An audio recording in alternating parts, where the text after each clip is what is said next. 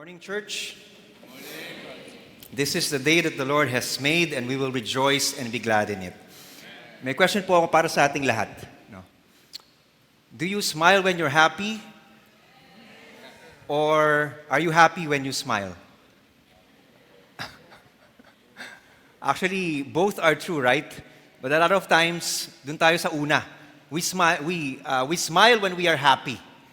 Ibig sabihin, kasi may mangyari na ganda, kaya happy tayo, that's why we smile, right? But actually, yung second part, totoo din yun. Try nga natin, can I see all of you smile? I know a lot of us carry something during the week, no? May mga, I would say, baggage tayong dinadala, but we're not denying that. But can I just see everyone smile? And show that smile to the person beside you. Come on, smile, show your teeth. Can you feel something different? O di ba nakakagaan ng loob? Kasi yun pong joy actually is really a decision on our part. So regardless of maybe what struggles we're going through, it's not these external things that where our joy is dependent on. It's in the grace of our Lord and Savior Jesus Christ. Yung smile po natin parang kumbaga 5 loaves and 2 fish. Kahit na konti lang, but the Lord's grace will multiply it. Amen? Amen. So, si Bishop po, he often asks us this question, and paulit-ulit, no? Why are we here? Amen. To know God and to make Him known. And that phrase, to know God, actually has a deeper meaning than how we would usually understand it. Because most of the time, when we say we know God, what we really mean is that meron tayong understanding of a concept about God, no? Yung idea about God. But the Scripture does not call us merely to know about God. We are called to know God. Kaya dapat tanggalin ho natin, when we go here, we're here to know God, not to know about God. Amen? And to know about God is to know a person. The heart of our faith is the Trinity, meaning it's one God in 3 persons, Father, Son, and Holy Spirit. And when we come to church every Sunday, we come to know God as a person whose exact representation is Jesus Christ, the second person of the triune God. So let me ask you, how do you get to know a person? Paano ba tayo nakakakilala? Paano ba natin nakikilala ang isang tao? No? It's by knowing their name, siguro birthday, saan sila nakatira. So meaning, before we go to really knowing a person, we need to know the basic information about them. No, parang nakakahiya minsan or nakakasama ng loob minsan na akala mo yung isang kaibigan mo na matagal mo nang kilala and then nakita kayo, hindi niya alam yung pangalan mo. Di ba nakaka-offend yun? Nakakasama ng loob. But that's the start. Knowing a person is knowing the facts about them, but those are not enough. Because knowing a person is a journey, right? As we spend time with someone, we begin to understand their personality, character traits, yung attributes nila, and even yung inner life nila, we get to know about them. And yet, even knowing about someone is still very different from knowing them. You truly know someone when you are in a relationship with that person. So that's one word that I'd like us to take away from today. Relationship, because that is the key difference. No? We are called into a personal relationship with God. Sino ho nandito last Sunday?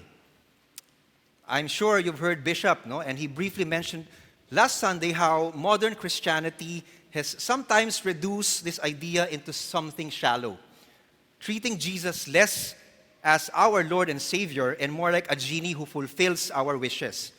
But a true and personal relationship with God goes far deeper than that. A real relationship transforms us. I'd like to say that again. A real relationship transforms us. Now, when we are in a genuine relationship, again, we begin to take on the character, the attitudes, the attributes, and even the habits of the person we love. People who journey together are shaped by one another, right? It is often said, yung sa mga mag-asawa dito, husbands and wife who have been married for a long time, they begin to look like each other. Tama ba? Physically and even in their characteristics. Yung mga matatagal ng may asawa dito. Is that true or not? So while they remain distinct individuals, they also take on each other's personalities and the ways of seeing the world. And it works both ways, no? There are traits and principles in life and perspectives that I've learned from my wife, and vice versa. She also learns from me. She also learns from the principles, the habits that I take on. So, pag nakita nyo kami, or pag may nakita kayong mag-asawa, kahit na they're still very distinct individuals, you can say na, uy, mag-asawa nga kayo. No? Pag nakita natin si Tito Ting sa si Deacon Vero, mag-asawa nga sila. Di ba? Amen. And the same is true of parents and children. Sa mga magulang, ganun din. You know? A child reflects not only their parents' genes, but the relationship formed over time. Kaya nga, even yung mga adoptive children, di ba? Kahit hindi sila, they're not, hindi sila biological children. But over the years, they adopt the personalities of their parents to such a point that you won't even know na adopted sila, right? And as parents, we also know this truth. We are shaped by our children as much as we shape them. So in many ways, they teach us more about life than we teach them. So even our friendships, yung mga friendly relationships natin, ganun din. Long-time friends begin to reflect one another. Ano ba yung kasabihan? Tell me who your friends are, and I will tell you who you are, right? So that's what relationship is. It's the same principle that applies to our relationship with God. If we are in a truly personal relationship with God, we are in a journey. And dapat, ini-emphasize ko po yun, a journey. Hindi po ito one time, hindi po ito every Sunday lang. It's actually a journey every day of our lives. A journey of becoming like Him. And to be like Christ, which matters deeply, it means that, we get to understand God as Christ represents Him. Loving, forgiving, merciful, empathetic, truthful, full of integrity, compassionate, inclusive, and the one who rejects no one but reconciles all to Himself without exception. So if we imagine God as otherwise, then we would also reflect that, right? What we see of God, what we learn of God, is what we reflect in our lives. And this relationship is two-way street, right? Wala naman ho pinapagawa sa atin ng Panginoon na hindi niya muna ginawa. Tama ho ba? When God invites us to be like Him, what did He do first? He became like us. Alam ko, we are in the season of Epiphany, but that is the real message of Christmas. God with us. God desired us to restore to His likeness, which was broken by sin. And how did He do it? He did not force us. Hindi siya gumawa ng miracle para ma-force tayo. He wants to join in our journey. And what did He do? He assimilated humanity in His life. Before God tells us to be like Him, He wants to understand first what journey we are going through. And Jesus experienced on earth, He experienced the highest and the lowest attributes of humanity. So we have that assurance. He took our humanity fully and completely. That crucifix, ito pong crucifix na nakita natin, it's the visible sign of the journey that God was willing to take so that we can be in a relationship with Him. Diba? Napakatindi ho ng journey. Hindi naman ho sinabi ng Panginoon, be like me. Hindi ho siya parang politician that He makes promises. But when He invites us into His presence, He makes sure that He shows us first that He is willing to do it for us. Amen? Para ho sa mga ladies dito, actually, dapat ito ho yung standard natin.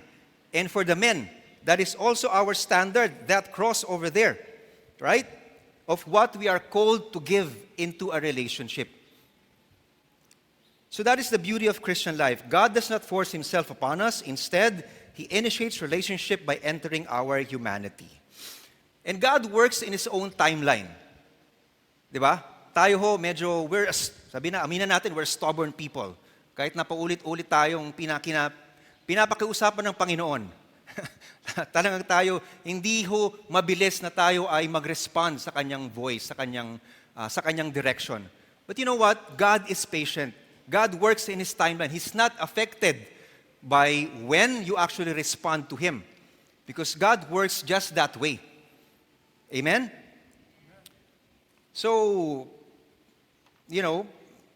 that is why we are called not just to believe in God, but to be in relationship with Him. Not merely being admirers. Hindi tayo fans lang ng Panginoon. Di ba? Parang ganun din yan. Pagka fans tayo ni, sino bang pinakasikat ngayon? Taylor Swift, is she still the most well-known celebrity? Maybe. But we know a lot. For the fans there, you know a lot about her. But it's always from a distance. But the thing is, she doesn't know anything about you. But God's relationship is different. A relationship with God is different. He knows us first before we can even come to know Him. Amen? So that is what personal relationship really means. Now, let me ask all of us a question, and I'd like to hear some answers, no? What is the one of the most important, if not the most important foundations of any relationship? Love. I'm hearing love. Ano pa? Trust, okay? Faith, okay? Ano pa? Isa na lang. Hope, okay. So, lahat po yun, no? There's no right or wrong answers here. But for me, and the focus for today, is that the foundation of a relationship is trust. Amen? Pakisabi nga yun, trust. A healthy relationship cannot exist without trust. Do we agree in that? Actually, pwede ka naman magkaroon ng relationship na walang trust. Hindi yung healthy yun. Toxic relationship ang tawag doon. No? When trust is broken, it is difficult, although not impossible, to restore that relationship. So in today's gospel, dun po sa Matthew chapter 4, and I'd like to focus on the second part, which is starting from verse 18. So this version, it's a brief but powerful account of Jesus calling His disciples. So in this passage, St. Matthew emphasizes immediacy. Di ba? Kung narinig niyo po nung binasa ng deacon kanina, nung tinawag sila ng Panginoon, immediately, they cast their nets, or meaning they left their nets, they left their father, and went to follow Jesus. So there's immediacy there. You know? And the focus is on direct obedience to Jesus' calling. But there's another version of that, which is in Luke chapter 5, verses 1 to 11. This passage, no, Peter, James, and John first hear Jesus teach. Narinig muna nilang magturo ang Panginoon, and then they witness a miracle. So this passage, the one in the Luke, and after a night of catching nothing, Jesus tells them to lower their nets, and then the catch is so abundant that their boats began to sink. And then overwhelmed, what did Peter do? He fell on his feet. And he says to Jesus, "Depart from me, Lord, for I am a sinner." You know, sa buhay natin, madalas pag kami ginagawang milagro ang Panginoon, pagka nakakatanggap po tayo ng blessing, nakakatanggap tayo ng grace, ano ho yung una nating sinasabi? Madalas, hindi pagsasalamat, kundi condemnation. Lord, hindi ako deserving dito, Panginoon. Lumayo ka sa akin. Nire-reject pa natin ng Panginoon. But then, what did Jesus say? Do not be afraid. From now on, you will be catching men. And from that moment on, their lives were changed forever. So this version highlights yung encounter with Christ. Repentance. Repentance means change of mind. That God actually is not there to put fear in your hearts. God is there to invite you into His presence. And of course, calling. But underneath all of it is one essential foundation. Trust. Para sa akin po, the disciples would not have responded to the calling of Jesus if they did not trust in Him. And because of that, that was a start of a relationship journey with the Lord. Amen? So now, before we proceed, let me ask this another question. And this is just a thought. Napapansin niyo po ba na for some people, they seem to hold on to faith even in the darkest moments. Kahit na sobrang hirap ng buhay, you can see them cheerful, you can see them joyful. And I can see that a lot of us here, a lot of you here. No? Hindi mo mapapansin na may struggle kasi makita mo, they're always joyful, they're always cheerful. You know, that's the kind of faith that we have, that they have.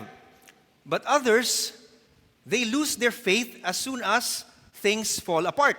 Right? Pagka halimbawa, bumagsak sa studies, crumble yung faith, give up na kaagad. Pagka may problema sa relationship, crumble yung faith, give up na kaagad. You know, and that's the reality of life. And lahat po tayo are prone to that. Hindi naman ho ibig sabihin na yung isang tao, this set of people are better than this set of people. It's just the reality of life. We go through that every day. no? But then, it's really about understanding what faith is all about. Sabi ni St. Paul, and it's one of the letters that he wrote, he says, we are made right with God by faith. And the Greek word he uses is pistis. So medyo may konting etymology po tayo of some terminology here, no?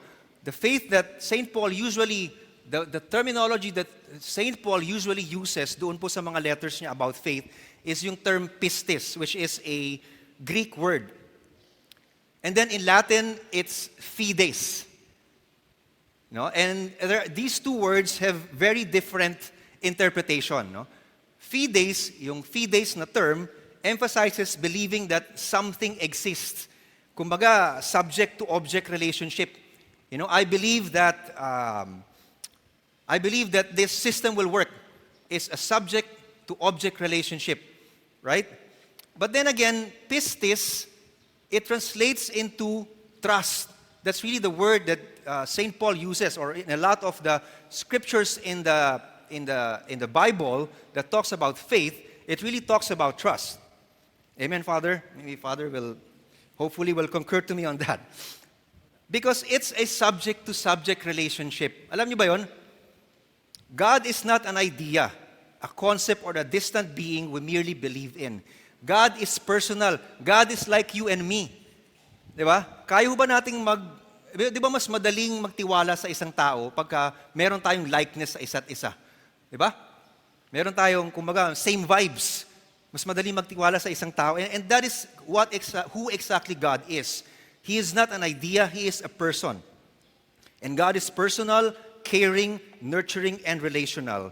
We are made right with God not because we believe facts about Him, but because we trust in Him. Because we trust that we are loved. Amen? Kaya tayo nakaka-hold on kasi alam natin kahit na things are maybe not going our way, we know the truth that never changes. God loves us. That's the foundation of it all, no? And that love does not fail even when life is hard. And this is the kind of trust that God invites us into. So now let me pose a question to all of us again. Okay to answer, no? Why can we trust God? Ano sa tingin nyo? Bakit natin pwedeng pagkatiwalaan ng Panginoon? Meron akong abbreviation dyan, pero ano po? Maybe 3 answers. It's okay to blurt it out. Over there at the back. What do you think? Bakit? Ano yung tingin nyong attribute ng Panginoon kaya natin siya pwedeng pagkatiwalaan?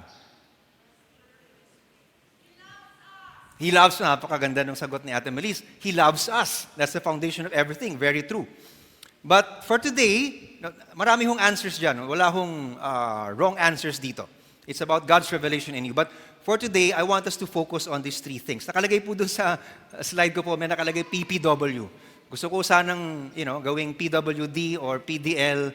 Kasi yun yung ministry na, especially yung PDL kasi pupunta tayo dun sa prison. Pero mahirap ko hong ma-link. So, gawa na lang ho ako ng bago. PPW.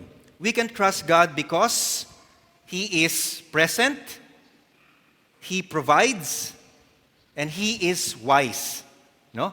God, first is, we can trust God because He is ever present. Question ko po para sa atin, can you trust someone who never shows up?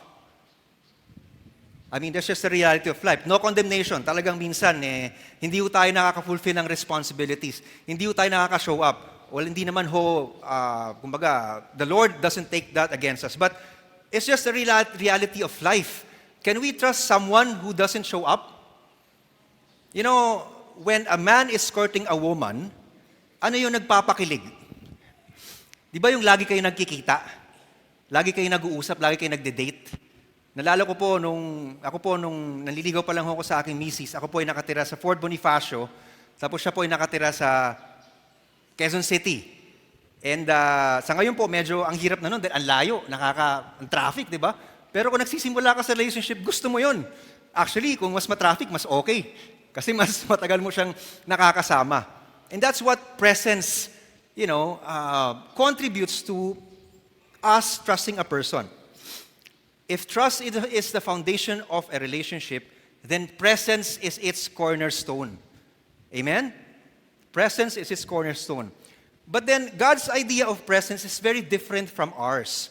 You know, in this performance-driven, entertainment-induced, and social media and AI-influenced world, presence merely means we are physically there. Diba? Adminin na natin. Talagang ganun. Kahit po ako, no? Pagka nasa hapagkainan, whenever it's dinner or lunch, a lot of times, my mind is somewhere else. Actually, my mind is sometime else. Iniisip ko na yung tomorrow, yung project ko, yung hindi ko nagawa sa ganito, sa ganyan. Ano bang, di ba? Our minds are somewhere else, and our minds are in future. We overthink. That is why we're not really present. It's just physically. But God's presence, however, means something deeper, no? It means that He is, take note of this, nandiyan po sa screen. It means that He is constantly, consistently, faithfully, diligently, without ceasing, works in our lives. Hindi po yung Panginoon nandiyan lang sa tabi, kinakasama tayo. Di ba, may mga ganong tao sa buhay natin. Nandiyan pero wala naman hong pakinabang. Parang ganon yung tingin natin. But that's different from the Lord. When He says He is present in our lives, that means He is really working in us every moment of our lives. Amen? He's working something in us. Amen? Sabi nga po, we love yung Romans 8 verse 28. Sabi doon, all things work together for good. Ang sarap i-quote lagi yun, no? Pero napapansin ko lang, I admit to that, we quote this because, you know, a lot of times when things go wrong, tama ho ba? And we quote this because we want God to bail us out. Lord, nagkamali ako ng desisyon eh. God works all things together for good. Inaasahan natin na yung mistakes natin will still turn out good. And there is nothing wrong with that because that helps our faith, right? But the thing is, a lot of times, when things are going well, we push God aside. Lord, okay lang, let me do it my way. Right? Let me do this. Let me, I can work this for my good. And that's how we are with God. But then, God's presence again works in us, in our lives, constantly. Sino po dito yung nandito nung nag-preach si Father Leo a couple of weeks back? Diba? May kita nyo yun sa Reels, no? Napakaganda ng message. Sabi ni Father Leo, God reveals Himself in the mundane, the boring, and the uneventful. Ibig sabihin yung mga bagay na sinasantabi lang natin kasi regular naman na nangyari eh. And siguro, tatanungin ko sa ating lahat, ano ho yung tingin ninyong napaka-ordinaryong bagay sa buhay natin na ginagawa natin everyday na minsan hindi natin naisip na napakahalaga pala? What do you think it is? Some ideas there. O, sige na. Sleeping. Di ba? Yung pagtulog, napaka-ordinary niyan eh. Ginagawa natin araw-araw. But then, sleep is when we are most vulnerable. Alam niyo ba yun? Sleep is like when we are most vulnerable, the least productive, and least in control. Pagkatulog ka, lalo na pagka, nag-snore ka, talagang wala kang control. Yung katabi mo, out of control din kasi hindi makatulog. But that's the time when we are really out of control. Wala tayong control, right? But you know what sleep does to us, right? You know what sleep does to us? It restores, di ba? It's the time that our bodies recuperate. It's our bodies repair. And a lot of the medical brothers and sisters here would know that, right? And that just shows that when we are at our weakest, His strength is made perfect. And that's the best time that God works in our lives. Yun ho yung presence ng Panginoon sa atin. Di ba na kahit wala na tayong control, and we have to come, a lot of times, we have to come to that point, that when we say, Lord, I don't have any control of the situation, and I will just let your presence work in my life. Amen? But the thing is, napakahirap, no? Napakahirap maramdaman yung presence ng Panginoon, lalo na pagka nasa gitna tayo ng problema. Amen po ba? Maka we're struggling at talagang, Lord, andito ka ba? Are you here? Where are you, Lord? And there are two things that I'd like us to take away for today in terms of whenever we struggle in our awareness, whenever we struggle in understanding God's presence, two things lang po. Awareness and engagement. Right? Awareness and engagement. Awareness is a conscious choice to set aside the distractions and surrender what we cannot control. Again, it takes a decision. It takes a choice. You offer it to God. Lord, I'm letting go and I let your presence work in my life. So, things like maybe finances, very, very human things, right? Family conflicts, career setbacks, dun sa mga nagpaplano ng careers nila, spiritual dryness, and even relationships, anything in life where we come to a point that we really feel that maybe we are spiritually dry.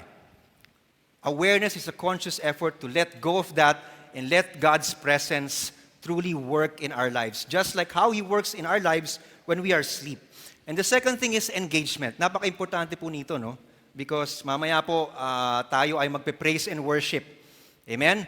So part ho ng communion natin, ng denomination natin is that we are a charismatic people and we sing praises to the Lord. Actually, hindi lang during the middle of the Mass, but the entire liturgy for us is a praise and worship to the Lord. But then again, that's where engagement comes in. Naalala nyo, sabi ko kanina, di ba, pagka nag-smile, you feel that you're happy, right? You make that conscious decision. Ganon din po in engaging with the Lord. We make a conscious decision. So even if we don't know the lyrics, kaya nga to meron tayong mga monitor dyan, di ba? Even if you don't know the melody, kaya nga po tayo merong choir at merong worship team. At kaya nga po, hindi natin alam kung ano man yung next na sasabihin, ginaguide po tayo ng deacon. Because all these, actually the liturgy itself, if you come to think about it, is an exercise of engagement. Diba? Because engagement allows us to really understand the presence of God. Amen? So, and especially through the Eucharist, mamaya, when we celebrate the Eucharist, it's the highest point of the Mass. It's the highest point of, actually, it's God engaging with us. And all we need to do is to respond. Amen? So that is why, when we struggle, awareness and engagement. At saka, sabi ko kanina, di ba, His presence works in us unceasingly. Alam niyo po ba yun? Na the reason why St. Paul says, pray without ceasing. Kasi, in the first place, God works in us without ceasing also. And we are called to actually pray without ceasing. Yung word po na yon, ang tawag po doon in the, I don't know if it's Latin or whatever it is, but the etymology of the word ceasing or pray without ceasing is heartbeat. Just like how your heart beats every time, right? That's how we are also to respond, to engage, to pray to the Lord. Amen? Na parang it's a natural thing to actually respond to Him. So number two, stay with me, okay? Number two, tatlo lang naman po to. Number two, balik tayo sa question, why can we trust God? Because He provides. Can we trust someone who only takes and never gives in a relationship? Again, hindi po healthy yon. When you are just taking from the relationship, di ba? When we are involved in that, it's not a healthy relationship. That's a toxic one. Again, di ba? But God Himself shows Himself as trustworthy because He is our provider. And here's the thing, right? God reveals His provision in moments of scarcity. That's just the truth of it all. Diba? Ang nasa isip natin, God provides when everything is enough. But actually, God shows Himself as a provider every time when there's scarcity. Pagka may limitation. Story of the 5,000, Jesus feeding the 5,000. All they had were 5 loaves and 2 fish. It's clearly not enough. Pero ano yung ginawa ng Panginoon? He did not reject the blessing, right? Ano ba sabi niya? Bring them to me. Siguro sa mga disciples, Lord, 5 loaves and 2, ano magagawa niyan? But did the Lord complain about it? Did the Lord reject it? Parang tayo, madalas. And sa buhay ko, ganun din, ano? Lalo na sa pagkain. Pagka ayaw natin yung pagkain, kahit na anong gawin natin, ayaw natin kainin. Ganun tayo. We have that tendency, but the Lord is teaching us, whatever the provisions are, whatever the resources are, we do not reject it. But instead, what did the Lord do? Right? He received it, blessed it, and multiplied it. So So when what we have feels insufficient, do not curse, but bless it. Amen? So actually, in every Mass, tuwing Sunday or every time you're here in the Mass, we are actually reliving the feeding of the 5,000. Kasi yung inaakyat natin sa Panginoon, yung bread, yung wine, and mga offerings natin, na binabanggit ho lagi ni Bishop yun sa atin, no? Those are representatives of limitation. Mamaya marinig niyo po dun sa liturgy, di ba? When we lift up the bread and the wine, it's a product of human labor. And the thing is, whatever we do will always fall short of the glory of God. But then it doesn't matter. Because God, what is God telling us? When there is a provision, regardless how limited it is, do not reject, bless, and what matters is who you look up to. Amen? Another thing, asan po yung... Meron lang ako introduce na para at least maalala lang natin. Meron akong tinatawag na juice box theology. Baka yung iba ho narinig na to.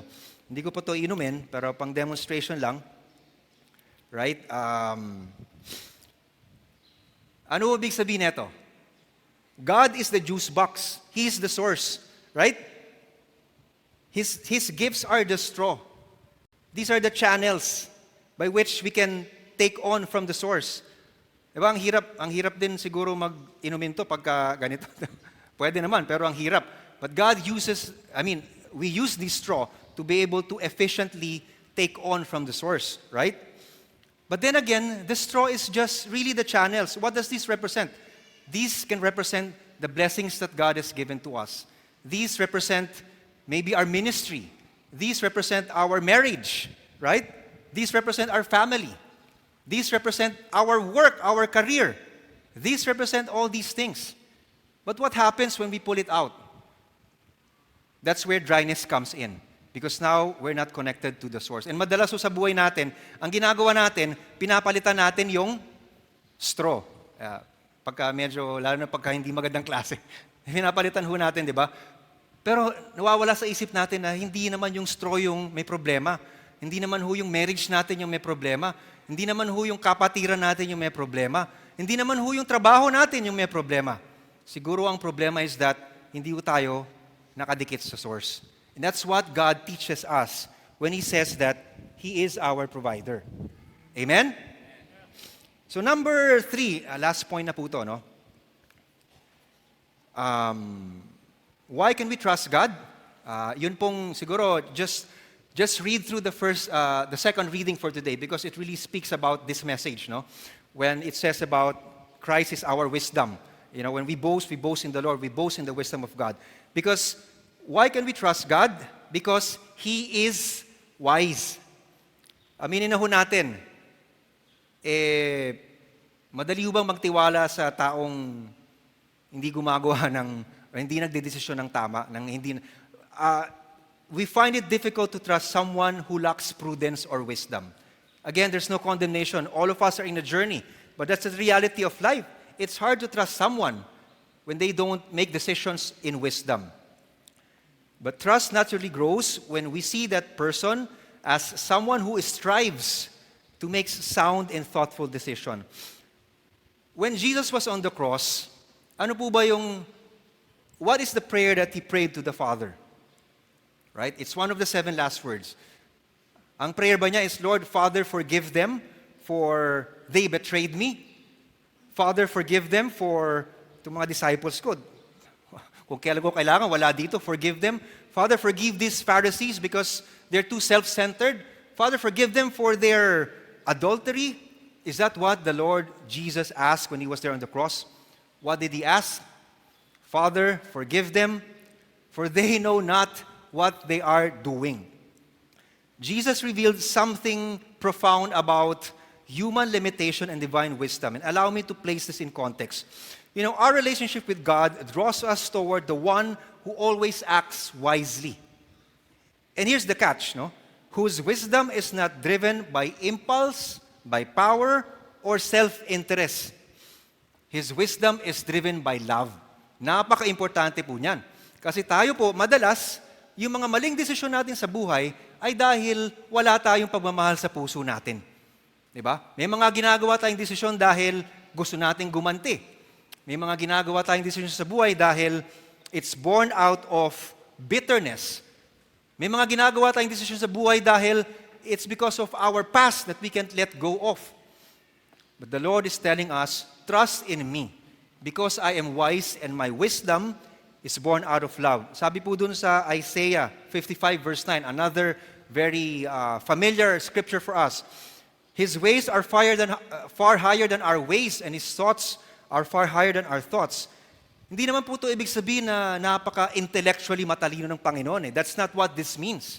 What this means is that it reveals that God's ways are higher because His decisions are always rooted in perfect love. Any action grounded in love ultimately leads to what is good. Naniniwala ba tayo? Kahit na minsan di natin alam, basta if it's founded in love, every decision, every action we do, when it is grounded in love, it always leads to what is good. Even if that good is not immediately visible to us. In the long term, maririp din po natin yung goodness that is born out of making decisions founded in love. Amen? So now, to end, just to conclude, sabi ko nga po, yung relationship, it's a two-way street, but both ways. We've learned so much, and I believe, it's something that we need, something that we need to be reminded of the importance of relationship, the foundation of trust, and why can we trust God? But there's also a question for us, no? What does trust in the Lord look like in our lives? What does trust in the Lord look like in our lives? Ano sa tingin nyo? Pagka ikaw ay taong may tiwala sa Panginoon, how does that translate to our actions? Right? It is when that trust begins to shape the way we live. A person who truly trusts in the Lord also becomes a trustworthy person. Amen? That is what we want to take from this, from the church today. When we go out, because the Lord has shown us that we can trust in Him, we go out to be, one, trustworthy person. Pakisabi nga, I am a trustworthy person. So as God is ever present and faithfully working in our lives, we too are called to be present to the people God has entrusted us with. We show up for those who rely on us. We become dependable. This can be as simple as spending meaningful, undistracted time with our families. It means showing up for ministry, even when we feel tired or unmotivated. And it can be as small but as powerful as offering a word of encouragement, a listening ear, or a gentle pat on the back to a friend, or maybe a family member after a difficult day. Now, when we see a need, we don't turn the other way. Parang yung sa parable of the Samaritan, di ba? Yung mga priests and the Levites, they turned away when there was a need. But trusting in the Lord means that when there's a need, we don't look the other way. We respond by doing what we can. We are not called to be the providers for everyone. Hindi naman ho tayo, hindi ho tayong Messiah. Hindi ho tayong El Shaddai. Sorry, hindi ho tayo Mali. Hindi ho tayong Jehovah Jireh, ang Panginoon lang yon. All God wants from us is that when there is a need, bring your 5 loaves and 2 fish, right? And God will take care of it, and God's grace will multiply it. So, trusting in the Lord shapes the way we make decisions. When important choices come before us, we choose wisely by allowing love, right? Not selfish impulse, to guide our actions. This means acting responsively with consideration for others and with a long-term perspective rooted in our trust in Him. Pagka may ginagawa tayong decision, hindi lang ho para sa sarili natin. Ano ba yung para sa kapakanan ng mga minamahal natin sa buhay, ng our community, and we try to look forward to what that action will entail, because that is what a trustworthy person is. The second thing, no? A person who truly trusts in the Lord is also a person of integrity. Amen? Ito ho talaga yung napaka-importanting prutas pagka tayo ay nagtitiwala sa Panginoon.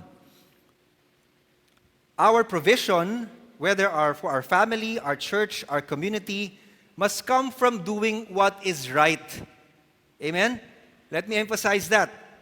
Our provisions, whatever we have, for our family, for our church, for our community, it must come from doing what is right.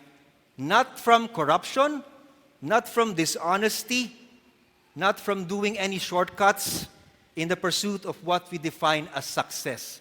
If we trust in God, then we will find integrity in all our endeavors. Amen?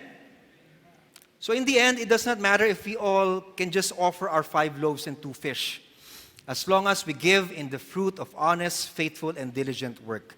Because ultimately, our trust is not in what we hold in our hands, but in the person of Jesus Christ, who has already proven and continued to prove that He is worthy of our trust. Amen? Thank you, Lord. In the name of the Father, and of the Son, and of the Holy Spirit. Amen. Please stand.